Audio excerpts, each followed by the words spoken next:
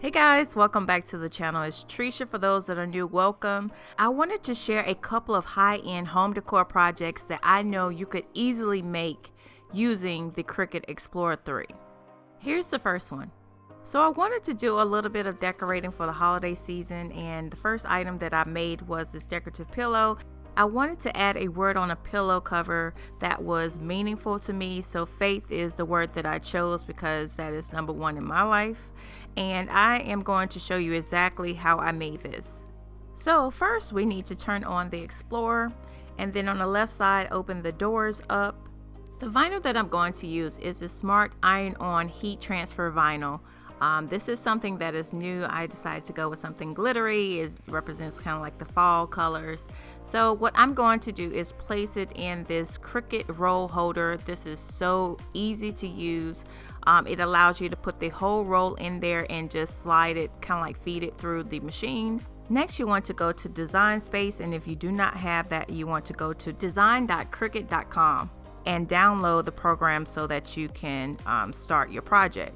So I already have my program started, so I'm just going to click open, and then it's just going to open up the program. To begin the project, you just need to click new project and then upload the image that you want to use or create a new one. I already have mine, and I did this in Photoshop. If you would like to see more details on this, just let me know in the comment section below. Next, you want to adjust the size. Since my pillow cover is 25 by 25, I'm going to adjust it to be rather large. Once you're finished, just click Make It, and then you will be prompted with this screen. So it's going to ask you whether you want to use it without a mat or with a mat, or a combination of the two. I am going to select without a mat. Since I'm using an iron-on vinyl, we want to mirror the image, and then click Continue.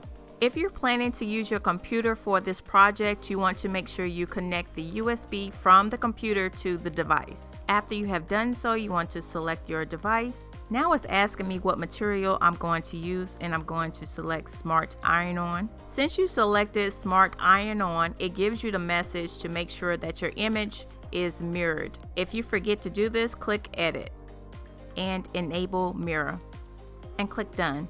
We want to keep the pressure at the default, but you have the option to select more or less. And then all we need to do is go to our machine. From here, you want to select the button with the arrows on it. Now the machine is going to measure the material just to make sure that it has enough for the project. After it's finished, the Go button will be highlighted, so all you have to do is press that, and it will start doing its magic. In the smaller window, I wanted to show you what exactly is going on if you look at the computer screen. Now that it's finished, you want to click the button with the arrows on it.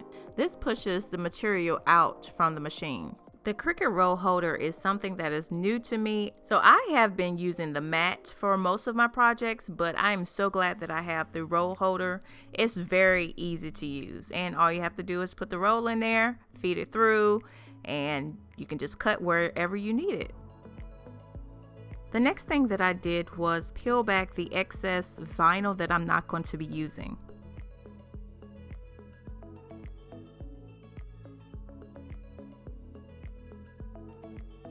To get into the smaller areas, I'm going to use the Cricut Weeder.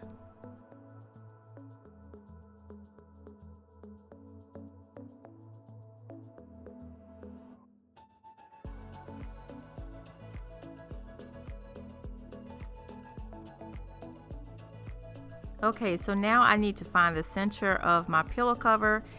To protect the work area, I'm going to place this easy press mat underneath my pillow cover. That way, I don't have to worry about any heat or damage done to my table. So I'm just going to fold my pillow cover in half, and then I'm just going to iron it so I can create a crease. To iron a crease, I'm just going to use the Easy Press 2. But if you don't have this, you could use your household iron.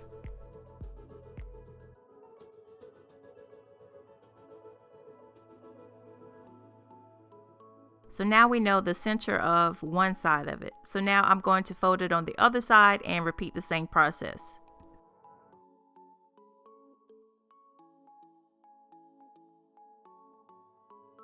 Okay, now that we have done both sides, we are able to see where the center point of the pillow cover is.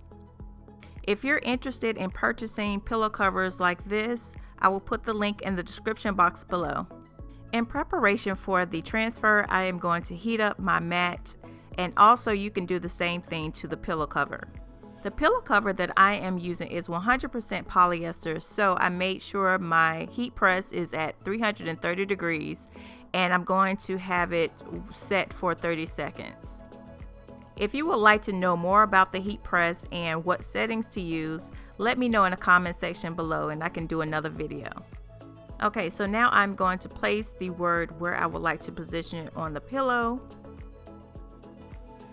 I like where I have it, so what I'm going to do is place a paper towel on top just to add another barrier so that I will not burn the vinyl or the pillow cover. You could also purchase heat press sheets as well. When you're ready to use the heat press, simply click on the Cricut icon and it will start the timer. When it's finished, you'll hear this.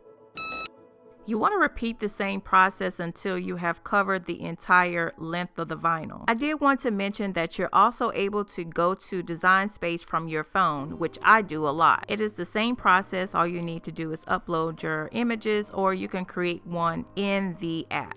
Once you're finished, pull back slowly.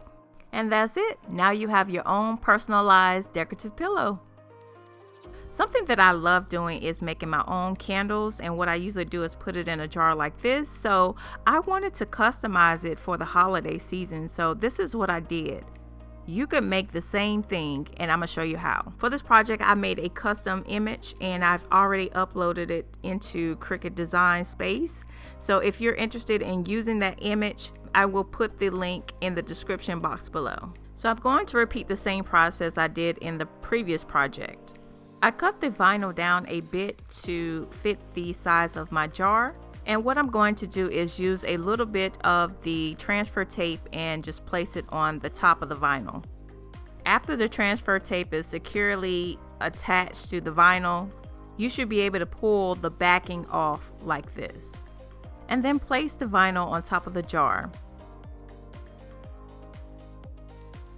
If you need to cut it down a little bit, you can do so with your scissors. Pull back the film once the vinyl is attached to the jar. And now you have customized your own jars. The last project that I want to share with you is super easy, and this is a customized framed saying. So you can basically say whatever the thing that you would like to see every day. That could be happy fall, welcome home, and for me it is you matter.